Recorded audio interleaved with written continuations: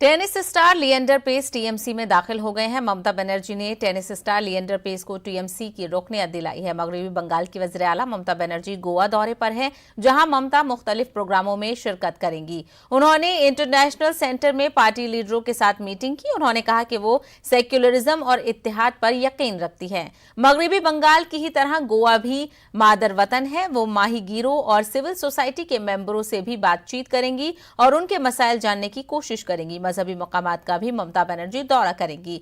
तृणमूल कांग्रेस गोवा में सियासी जमीन तलाश कर रही है। पार्टी आइंदा असेंबली इंतखाबात लड़ने का ऐलान कर चुकी है। 40 रुकनी गोवा असेंबली के लिए आइंदा साल चुनाव होंगे। बीजेपी के 17 अरकान असेंबली हैं और उसे एमजेपी और आजाद अरकान की हिमायत हासिल है, जबकि कांग्रेस के 15 अरकान हैं।